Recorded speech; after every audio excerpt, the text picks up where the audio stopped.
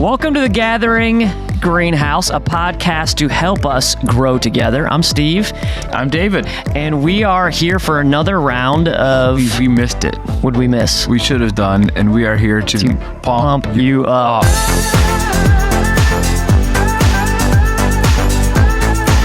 Yeah. I don't remember that one, but I've seen videos. Did you watch it? No, I that's Saturday Night Live. I doubt that you'd be allowed to watch Saturday Night Live. No, but I've seen it since. Yeah. Do you watch Saturday Night Live? No. Neither. No. I feel like it's really gone downhill. Like 90% of it's not funny. Right. Where it used to be like 50-50. It hasn't been funny since Dan Aykroyd left. Yeah. I don't know. Was Dan Aykroyd ever on it? I feel like right. I feel like he was. I feel like he was part of that whole Chevy Chase. Well, Chevy Chase actually, I don't think Chevy Chase was. He's just like always host. He was like a host a ton of times. Okay, well, we have a great podcast today. We're going to be talking a little bit about your sermon, and then I wanted to start out with something I think you're going to like. I like how confident you are that we're going to have a great podcast. We're going to have a great podcast because who knows what's going to happen. Well, I always like to make the best of it. Right. Okay. Oh, all right. Yeah. There's been a lot of chatter. There's been a lot of chatter about one of David's favorite snacks. Can I see the bag for a second? You can see the bag. So my question here, first question is this what you remember as a bag? Because do you actually eat this a lot? I feel like the bag looks a little different, but I don't know for sure. But here, we got to talk this through. I want you to, this is like a salad. So you've got gluten-free. I mean, who doesn't love gluten-free everything? 0 grams of trans fat. Now, is gluten-free, though, is it actually a selling point? It is for millennials. Is it? Not for John, me. When you see gluten-free, does that oh, okay, that's better? Gluten is my favorite flavor. All right. No cholesterol. So this is, look at this. But is there 0 fat? Is there fat in it? 0 grams of trans fat. Was it trans fat, the bad fat? That's the bad fat. Yeah. Well, so this is what throws me. It throws me as if there's good fat and bad fat. Can we just make up our mind? Is fat good or bad? I don't know. It's always confusing. This is good fat. That's good fat. I only have the good fat. I don't have any. I just love eating good fat. Yeah, we're gonna eat these. Quit talking. Well, I wanted to talk about a couple things. One, I have a clown phobia. It's mild clown phobia, but this has a clown on it, so it automatically turns me off because of that. Do you hate all clowns? Like name a clown you think I might like. Ronald McDonald. No, hate him. He's super creepy.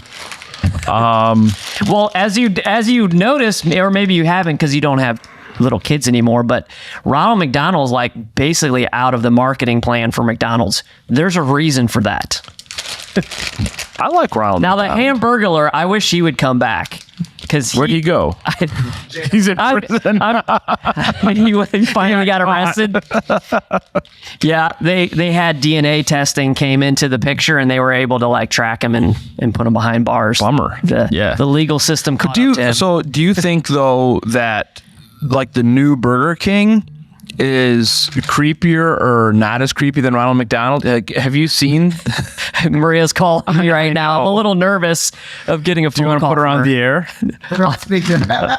All right. Oh, I just missed. Was she on voicemail? It called twice, which makes me nervous about it. Aren't you going to put her on Here we go. Hello? Hey, you're on the podcast right now. Hi, Maria. Hey! What did you need? Is it an emergency or can I call you later? Will it be Taco Tuesday with the girls? This is the emergency? Yes, you can do Taco Tuesday with the girls. Okay, bye. Love you. Bye. That might be the best podcast moment right there. Is this Taco Tuesday? Is every Tuesday Taco Tuesday? Every Tuesday is Taco Tuesday, and I am a huge Taco Tuesday fan. Are you, David? Dude, are you? So this is a long story, and I don't know if we can tell it on the air. Well, should we eat it Circus peanut while we're telling the story? So there's a place in Muskegon called Pablo's Tacos, and it was really. Is it a chain? No. Okay, no, Pablo was a real guy. Because around here it's like the El Toro, No. It's just I'm like, ugh. No. So Pablo's Tacos was half of his building was a laundromat. This is sealed really well, and it just brings. All right. Let's get it. Wait, hold on a second. Before you eat this, I want to drop one. Oh, and I'm tugging at the cord. That's what John told me. Can you hear that? Okay, just squeeze it. This is not what a marshmallow should do. Okay. Well, how much? Well, like, what's in this? I'm gonna come close to this. It's probably gonna get more. But look, just look at me doing this. Like, I'm supposed to be on a diet, but well, easy. Sounds like bricks falling. These are like gold, man. What are you thinking? John? Why are we eating these, by the way? Because you talked it up so much. They're really good. Really? Okay. How can you not like this? This is the most exciting. Right. This is This is the best podcast ever. This is the most excited I've seen So good. David in the almost 9 years that I've known him. You know what? Shoe. It's a rubber shoe. You know, Hooded croc. maybe what it is like there's something in this that I can actually Childhood? taste. Is this No, I can childhood? just Did your taste it. parents buy these for you? Oh, probably not. We were very poor. Okay. I do not like the flavor one. So good. I could eat all. It just tastes sweet and like cornstarch. Banana. Banana. There is That's a some good banana. example. See, I love bananas. I love bananas too. So maybe that's it. That was like the runts. Do you remember runts? Where they had they were the different like shapes of fruit. Oh, I thought we were talking about people. Right? Runts. Isn't that what they were called? I was like, I don't think that's politically correct. You can't call them that Isn't that anymore. what it's called? Okay. No, we just call them short people. Oh, I'm not talking about that. But they Have you ever been called a runt? No, but Like, I'm reading. Steve, you little runt. I'm reading Charlotte's Web right now, and For yourself or to your kids? because my daughter is assigned it in class. But Or if that- like maybe- Charlotte was a runt, and it's one of the Spider? sorry, Wilbur. Right. Sorry, I should have known that because I'm reading it. Wilbur was a runt, and that's why we have Charlotte's Web today, because they saved the runt. Yeah. Unfortunately, runt is not too far from rud. Mm-hmm. And so growing up as a very short rud, it was a very easy thing for people to call me. Okay, so you never finished. Did you finish your story? No, but we got the circus peanuts, so we're good. Okay, we don't need to circle back to the story. So yeah, we used to do Taco Tuesday, and I liked it. Ah, okay. But Pablo got deported. Have you found any good taco places around here? I'm pulling up my notes while you. There's that one by Bill's Donuts that I personally love it. I've heard that's really good. I've never been there. It is really good, especially their street tacos are really good. You know what? All the Like that places kind of I stuff. like go out of business. So there was the place. Remember, there was the place out at the Green. What was it called? Do you remember? Rusty's? No. Rusty Taco? Fuzzy. Yeah, I love that place, and then it didn't survive COVID, and now Rusty's just went out of business. So I was kind of sad about that. It's not surprising. I don't like that. No. To me, a taco needs you need to have a basic taco option. Yeah. Right. Like I get there's all the gourmet tacos and all the fancy stuff on it, but I kind of I want to give me a taco. Yeah. You know, meat, cheese, maybe beans, a little bit of lettuce, tomato. You know, that's a taco. For like a home Taco Tuesday, if you're having Taco Tuesday at Anytime, home, that's man. Classic. That's what I Classic want. one. Yeah. Okay. A few questions for you today. Sermon related and new service related. So we're gonna have a contest. Yeah. See if anybody can tell how many circus peanuts I've eaten by the end of this podcast. So in the comments, How How many many circus- finish mine. how I'm many- David. I am David today, and you're Steve. how many? I don't have my top button here. I couldn't. I'll be Steve. I couldn't finish this. Well, I couldn't finish mine. But can I make it in the trash can? Oh, yes, I did. With a bit of luck. Yeah. All right. You just said you did. All right. So, anyways, in the comments, how many circus peanuts have I eaten? Do you know what I'm on right now? I think it's number 2. What do you think, John? I'm not counting. All right. Expecting them to all be gone. Okay. So this is the first question. I'm not sure how the average person would even know this, but why is the first sermon that you do first service, which we're going to 3 now. So now it's going to be, why is 1, 2? I already know you're going to ask this question wrong. Okay. Why, then I'll just read it word for word. Yeah. Why was the first service sermon so different than the second service sermon on Sunday? Yeah. Woo, that's a tongue twister. Yeah, because you were going to say, why do you like normally, but it's not normal, just this one Sunday. I mean, they're always a little bit different. They're always a little bit different. I mean, I don't. Dramatically. Yeah, but my thought was like, how would you even want to even know that other than the people that happen to be in there 2 services? Because even the volunteers, they generally choose 1 service and they leave. Yeah. But like the security person sometimes is the same in there. Should I not say that we have security? No. We don't want people to know that. So now we've actually let out a secret that I actually give you some of these questions, right? And the reason I wanted this question today was because the second service was so different than first.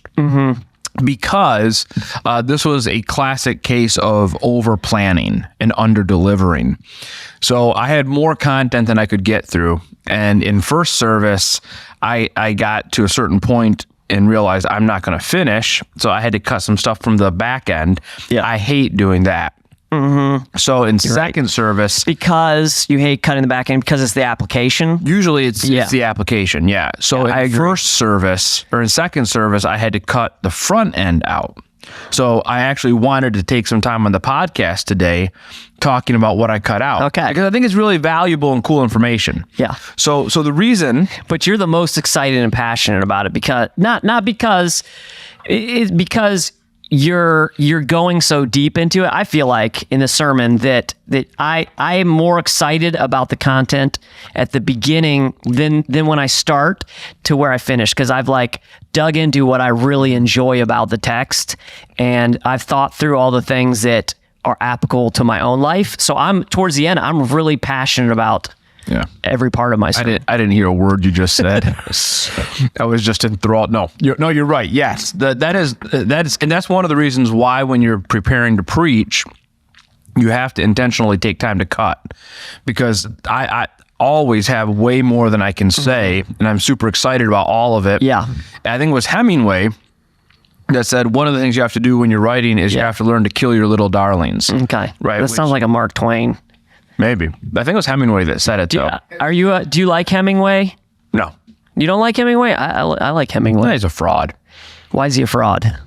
Half of the stuff that's true about his life isn't true. Okay. I just like his writing. He's a poser. Yeah, that he went on like fishing trips and safaris. He probably did that. I think it's like some of the war stuff. Okay. That was kind of Anywho, so on Sunday we talked about the invasion of Assyria into Judah, right? And into Jerusalem. Yes. And what I didn't really talk about in second service was the archaeological accounts of this whole thing. I'm glad you brought up archaeological. Because you're Mr. Archaeology today. I am. So here's the thing: is this King Sennacherib? Easter archaeology plug. Yes, parents, go get your kids signed up for Easter archaeology. All right. So Sennacherib. It's this Sunday. That's why we're saying it's this Sunday right after church. Yes. Yeah, they're going to have food. Are they going to have tacos?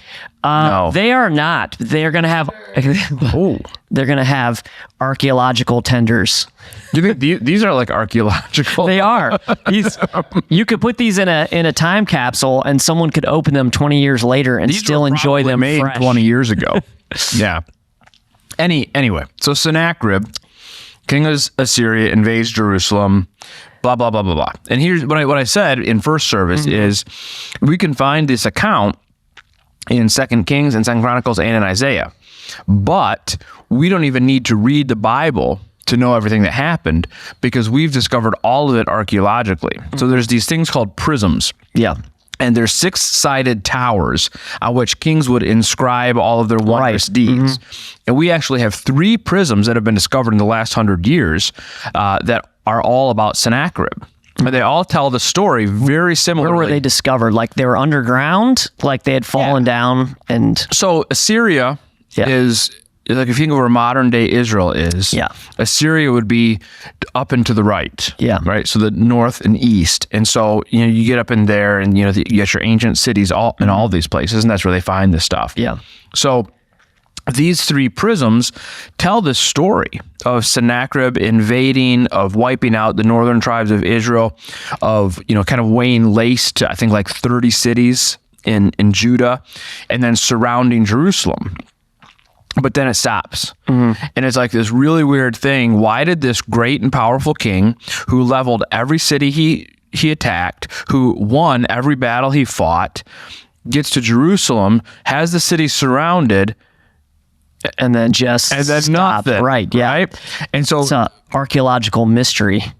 it is, but we can learn something from the absence, because then we have these other historical accounts in 2 Kings, 2 Chronicles, and Isaiah that tell the rest of the story, that he actually didn't defeat Jerusalem. Yeah. So, yeah. So this is where this is one of the Bible's strong suits, is an accurate historical record of events. From what you just alluded to, is that we have things written in the Bible, and archaeological finds can either prove those or disprove them, right? Correct. And what, in this case, what did it do? Well, it proved him, as it does every time. And that's what I wanted to, what I wanted to bring up, is that, like, we've had conversations on here about, well, the Bible's not this, the Bible's not that, but this is one area where it's like, we can look at history written outside the Bible, and we can use it to say, yeah, the Bible is accurate and true, and and even things that we may have not known were true,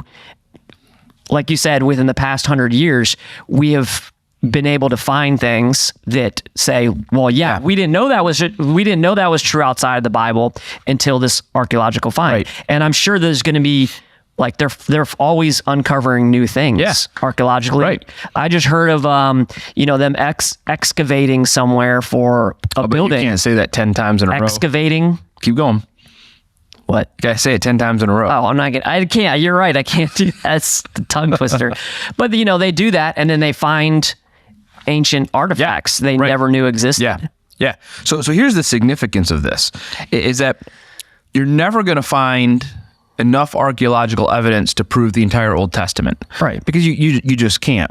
However, the reality is that every archaeological find in history that has been related to the biblical account has been consistent with the biblical account. Now, there's always little details that are different because of different perspectives. Yeah. But the big details... You got two people telling a story, they're going to tell it a little bit different. But the big details and the facts of it are always aligned with each other. So, for someone who does not want to believe the Bible, this will not convince them. Right. Because they'll always have a reason to not be convinced. But for someone who does want to believe the Bible, this is something that can give them confidence, because they can say, this is a legit historical account. I can believe it. And for someone who's open-minded, this should at least cause them to consider the truth of the Bible. Yeah. Because if you're not willing to at least consider the reliability of a book that has been proven archaeologically over and over again, then are you really as open-minded as you think you are? Yeah. So, yeah. Cool stuff. I agree. I love that kind of stuff. Okay. So have you finished on that question? We can move on. Okay. Let's move on. What is our next sermon series going to be? Take a break. We're going to take a break. No, that's the series. Oh, How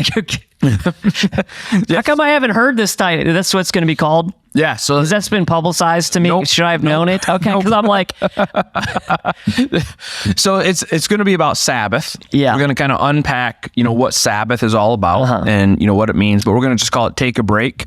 And it looks... So this is after Easter. Yeah. So we got this coming Sunday's Palm Sunday. And so we're going to do a special Palm Sunday sermon, and then we're going to have a special Easter sermon, and then take a break. And so I think the sermons are going to be take a break. That's the first one. And the second one will probably be take a break from busyness. Yeah. Take a break from performance. And then I'm still kind of hashing out what the last one's going to be. Yeah. But it might be like take a break from guilt. We just had a group launch earlier in the year that was the ruthless elimination of hurry. And that's, for families, that's a major issue. Yeah. Although I'm just going to say, some of it might be surprising. Okay. Because I may dig into some myths that we have about things like work-life balance, and is busyness really good? And here's my issue: the virtue of overworking and those kind of things. The virtue of overworking. Oh, I'm enticed here. I'm interested in this one. So you have to come anyways. Yeah. I do enjoy your sermons. I'm going to be so sick. But so my issue is, like, I don't know if you've ever noticed this. You're not a huge small talking kind of person, but when someone's like, how's life? Like, if you just are like, what's new? And you're just like, nothing. You feel slightly judged. Like unless you say, oh, things are really busy. Yeah. Like, unless those words come out of your mouth, people are like, oh, you must, like, especially like most people already think people that work at a church or pastors only work on Sunday. So like, do you on Sunday feel like, when someone asks you that question, do you feel at all obligated to let people know that you're busy? I think just because I'm a human living in 2023, that's the temptation, right? Right. Because like you just said, that's the expectation. Yeah. And this is getting into the sermon? Yeah. Okay. So this is when I say the virtue of overworking, this is what I'm talking about is, there are some things that our culture holds up as virtuous. Yeah. I'll be honest, or not. What we're talking about, I do struggle with that personally, of just like my self-worth being based on how busy I am too. Yeah, so we're gonna talk about that. Yeah, I don't want to give away a lot, because I won't ask any more questions. You want to hit those points pretty hard. We'll have an opportunity to talk about it later. We will. Yeah. Okay. So next question, can you give us a sneak preview of April's challenge? For those of you who are watching who may not know what's going on here at the gathering, if you're new to this, that this year has been our year of challenge, right? Challenge accepted is our theme. So each month we've had a new challenge. So are you really excited about the next month's challenge? I am, and I'm not going to give it away though. Okay. But what's the preview then? So here's what I'm going to say. Yeah, let's hear it. So normally we reveal our challenges on Sunday, the first Sunday of the month. But we're actually going to April Fool's Day. It's April 2nd. I know. Well, if you said we're going to do it before. No, we're not. No, so Saturday night. April Fools, and not told, like, pretending like it was real and let people show up. Everybody just put April Fools on the front door. Yeah. That would be terrible. Right before we're launching 3 services. It'd be the worst marketing plan ever. We just lost everybody's trust. So we're not doing that. So here's what we're gonna do. We are gonna roll out the challenge a little bit early. Yeah. So later this week, there's gonna be an email from me. So my regular email that usually comes out on Friday morning. So comment below if you read the email. Yeah. So we get Does everyone read the email? We have like an open rate of way over 50%. Yeah, that's what I love about MailChimp, that it says that. No, that's I would say that's excellent and excellent. Like anything 10% or above is really good. 50% is excellent. Yeah. So people care. They do. Yeah. So if you're on the email list, you're going to want to read the email this week, because it's going to roll out our new and if you're not on the email list, you can just let us know. Well, can we put a link in the description here if somebody wants to? Yeah, or they could just put, add me, whatever. They could, or John could put a link. We need their email address if they do that. Right. If they say add me. Yeah. If they're not in our system already. Okay. If they haven't filled out a connection card before. Okay. Otherwise, it's so if you want to get on our mailing list, let us know in the comments, or just, we'll try to put a link there. And, as long as it's on the connection card too, they can just do that too. But that'll be too late. Yeah, sure. So as long as we're talking about this, if you're watching on YouTube and you've not subscribed to our channel yet, now is a great time to hit like and subscribe. And if you're watching on Facebook, now's a great time to go over to YouTube and hit like and subscribe. All right. So anyways, email, and then there's going to be a video on our church, our community Facebook page this week, kind of rolling out our challenge for April. I'm excited about the challenge. It's going to be a good one. And I will give one tease that it fits perfectly with us going to 3 services. I don't think that's enough tease where people might be able to figure out, but the 2 things go together very well. Yeah. All right. You agree with that? I do. Okay. I'm trying to decide whether to have another one. So here's the thing. I have been trying really hard to eat more healthily. Yeah. Is that a health? You're the healthily? grammar person, so I'm not sure how that works. Eat more healthy. I don't think it is. Healthily? We're healthier. Healthiers? Health I don't know. But these just sitting here, I'm just going to have one more. okay. Just one more. It's like the potato chip. It's hard to stop. Yeah. All right. One. Yeah. Okay. Do you have more questions? I do. Yes. What is the most important thing for people to know as we launch the new service? Come to the 8:15. That's it. You got it. Come at 8:15. You're not going to regret it. And actually, if you weren't in church on Sunday, we were bribing people, which is a good way of bribing people. Yeah, we should tell them about the bribe. Let's tell them about that. that. The first 100 people in the door of the worship center. Of the worship center. At 8:15. So if you show up and you grab a donut first, you could miss out. If there's 100 people ahead of you, right? Yeah. Get a $5 gift card to Chick-fil-A. Yeah. Yeah. Okay. So that's going to be awesome. I mean, that's good enough reason, right? That is a good enough So reason. what are some other reasons to come at 8:15? So one is, you come at 8:15 and then you just go to brunch. Yeah. Right. And you have your pick of restaurants. You get to do that. You have your whole day ahead of you. Right. It's not going to be crowded. You get your pick of the donuts. Mm-hmm. So there's just a whole bunch of reasons to come at 8:15. Yeah. So come at 8:15. Right. Yeah. I think that's it. Okay. I want to get back to my peanut. Okay. John, do you have a question for us at the end? Okay. I have a question. Okay. So I'm not sure if you heard in the news. I don't really watch the news. I read the news because I can, tune out the nonsense a lot easier. But yesterday there was a school shooting in Nashville. Mm-hmm. I'm not going to get into the politics of that, but that is one of those things where not everything in life is easy to tell right and wrong, right? But a shooting like that, especially of little kids, is the most obvious thing in life that is wrong, right? Mm-hmm. So my question in this is, like this question, I think people who are Christians or maybe younger Christians or people who who wouldn't identify as Christians, but the question is why would God allow something that terrible to happen? Yep. And like side question along with this, because these two kind of work together, is why do bad things happen to good people? I think it's within line there because a kid is innocent. You can obviously say the child is a kind of what we think of as someone who doesn't deserve something bad happening to them. Right. What are you saying? We're at 33 minutes. We're supposed to be between 30 and 40, and you dropped that question. Yeah. Well, here's the 10-second answer.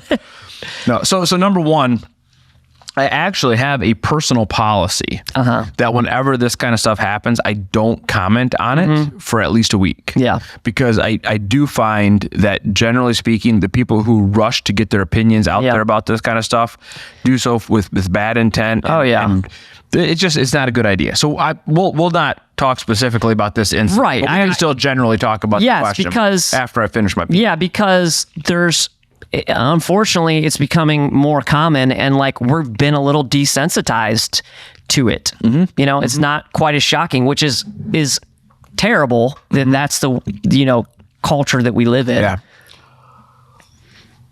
So here's the problem with the question that you're asking. Yeah. Is that there's two ways to answer a question like that. And we've talked about this before. We did. There's an intellectual answer. Yes. And then there's the empathetic answer, right? When something is fresh, when there's been no time to process, you're not going to use logic. Right. Generally speaking, though, when someone asks this question, why do bad things happen to good people, or why does God allow the innocent to suffer, right? Someone who asks those questions is already forcing you into the empathetic realm to answer the question. And the reality is you can almost never find truth, or at least full truth, there. Right, you can't. You have to escape the empathetic realm and get into the logical, the world of reason to answer this question fully. But as soon as you go there, you sound unempathetic. You do, right? Sure. You sound cold and brutal. Yes. So, but let's go there for today. Well, can we just first because I think it's brief. When someone, it's biblical too. When someone's mourning, you mourn with them. Yeah, that's the right. first thing. You cry with them. You sympathize with them, especially when it's someone you know. Like that's the first thing you do. You don't say, "Well, here's a reason why that happened." Yeah. You would never do that. Right. You would, if a family member passes, you're going to cry with those people. You're not going to be like. And it's actually can be hurtful sometimes when people are like, oh, they're in a better place. Well, I don't feel that right now. Right. Yeah. So I don't think I want to address this question at all from the perspective of the victims. Yeah. Because I think that you're right. We mourn with those mourners. So let's just give the quick, simple, reasonable, logical answer. Bad people do bad things. Yeah. And that's hard for people to sometimes accept, but it's the reality, right? I mean, the history of the world is that bad people do bad things. And when bad people do bad things, sometimes good people get hurt. Yeah. And that stinks. But that's reality. Now, we can go from there and kind of shake out, lots of other questions. And, then you say, well, why does God allow that? Yeah. Now you're in a whole realm of, Right. Sovereignty, free will, choice, all that kind of stuff, which we don't have time to unpack that today, but we can maybe come back to it another time. Yeah. But I think for today, I think the best answer really is bad people do bad things and sometimes good people get hurt. But, and here's where we do the Jesus juke, right? Yeah. Because we're a church and we're Christians. The worst thing that has ever happened in all of history to a good person was when Jesus was nailed to the cross. And God did something there where a bad person or bad people did a very bad thing to a very good person, and God turned it to good. And he used that to redeem us and to give us eternal life and all of that goodness. Like you said, that doesn't make anybody feel better. No. But it does help us to say, okay, if you want to approach this from a Christian worldview, that's your starting point. And I mean, it's appropriate because we're coming up on Easter. Palm Sunday and Easter. And, when you go to church on Easter, if you're not used to it, you're celebrating the death of someone who was a good person, right? I mean, he was fully man. He was fully on earth. He had friends. He had family. Someone dying. It couldn't be kind of weird to think you're celebrating, the death and also the resurrection. Yeah. Yeah. Perspective helps us a lot, right? It does. When we're looking back on something, especially when it's in the distant history, it helps us a lot to understand it better. So I think that's a really good answer and a really good, way to pose it for people who, like when those kind of events happen. Yep. Okay. Yep. All right. Good job. Well, thanks for joining us today. Go out and get yourself some circus peanuts so you can, maybe actually don't go out and get I some think I'm circus going to be peanuts. sick. Are we done? We are all done. All right. Thank you. See ya.